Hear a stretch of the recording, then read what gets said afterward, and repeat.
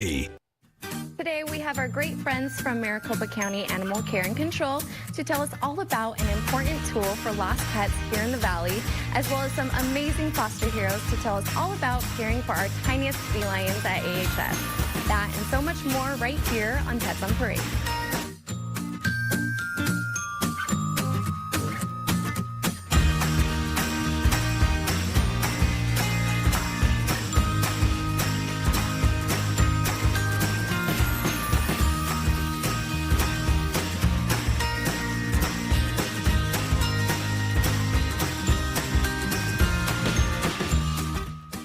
Good afternoon. This is Pets on Parade, brought to you by 3TV. My name is Kelsey Dickerson from the Arizona Humane Society. Thank you so much for joining us today. Now, you are definitely in for a treat with some absolutely adorable puppies, kitties, and everything in between, including this little guy. He is very appropriately named Baby Bacon. Perry's going to tell us all about him in just a minute.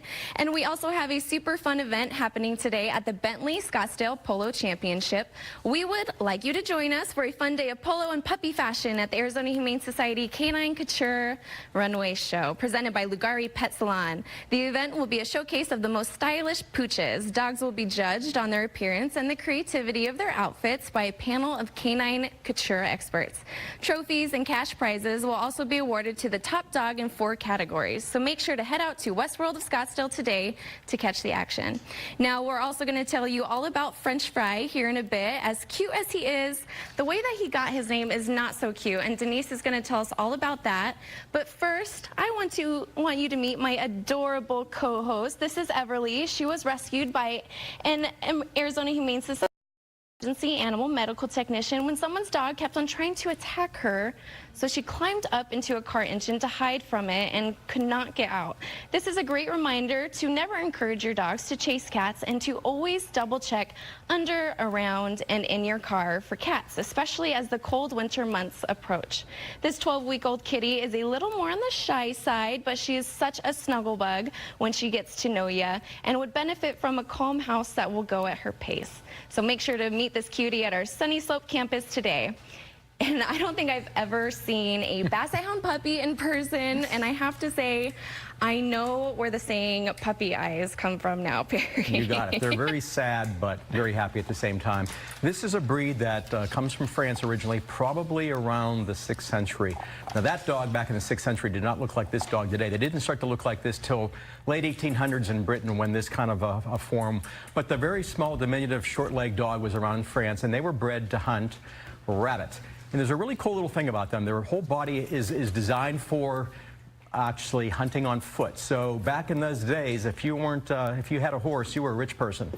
The commoner wanted a dog they could actually walk with to hunt. So why not a better dog than a Basset who doesn't walk very, very quickly?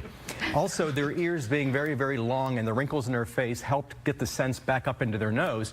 So they were very, very efficient hunters. And again, it was rabbits. This is a very, very mixed guy here probably, but he is extremely cute.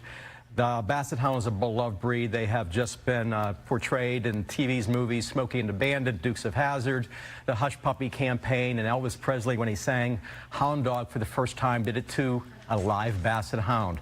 This is a breed that's just rich in history. This little guy right here, Baby Bacon, believe it or not, was a stray.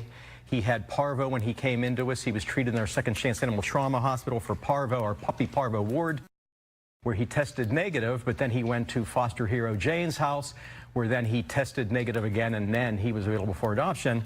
And this little guy is a doll.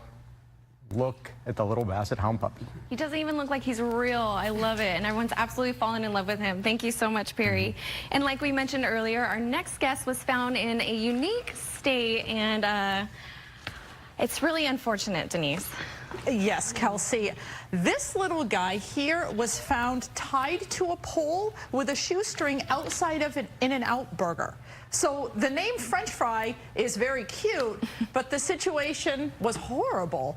If you find that you can't keep your pet for whatever reason, please contact us. Our Pet Resource Center has a lot of resources that we can offer you or point you in the right direction to find someone who can help either take your pet or help you keep your pet with behavior modifications and assistance like that. So please do not abandon your pets. That's not good for these little guys. French Fry here is about 14 weeks old. He is extremely playful. He has been playing on this table for the last 10 minutes when we've been waiting for our turn on camera. He started playing even before I took him out of his carrier. So if you are looking for a very playful kitty who's going to want a lot of different toys in his home, come on down and get the little French Fry. Maybe we'll have to reward him with a double-double when he gets adopted. Thank you, Denise. And this weekend is PetSmart's National Adoption Weekend, and to celebrate all of our cuties at our PetSmart Mesa and Scottsdale locations will have their adoption fees cut in half. We're also happy to announce that we will have adoptables at the PetSmart Arrowhead location as well. All of the pets there, including puppies and kittens, will be a part of this special, so make sure to head to azhumane.org/adopt and use the toggle bar to see who is looking for their friends. Homes. And remember, the special is only available at our PetSmart location and ends tomorrow. So head out there right after the show. And we have a picture of our next adoptable pup, of her before right there, as you can see. And as a hairdresser, I think you can appreciate the work of a groomer, Janine. Yes, because I am a pseudo groomer myself, and it is amazing how different their demeanor will be if they just know that they look good and they feel good. Their hair's not completely matted down to their body. And it's also, they get skin conditions if they're not groomed properly. But this one was found at a home where there was a call for our EMTs, our field team, to go out, and there was many dogs in cages with no water, no food, and they were matted and super thin, and our team just really talked to the owners and convinced them that the best way would be for them to surrender them to AHS.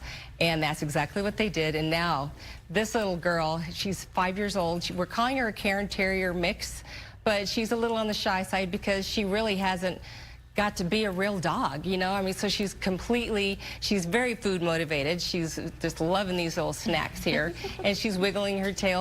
And then I think once her fur grows back, it's a little bit sheer right now, but she's gonna just make someone a beautiful, mellow, sweet lap dog. And she's just ready to have her one-on-one time with a family or with somebody that just is gonna love just her. Yes, that's right. And I think we can all relate that we're all food motivated. So she's a dog of our own hearts. Thanks, Janine. Now, you put the lime in the coconut, drink it all up. It's been a while since I sang, so I had to pull it out for you, Ski. Please tell us all about Coconut. Coconut was brought in by a Good Samaritan as an injured stray. And upon arrival, they noted that she had trauma to her stomach, but also to her tail.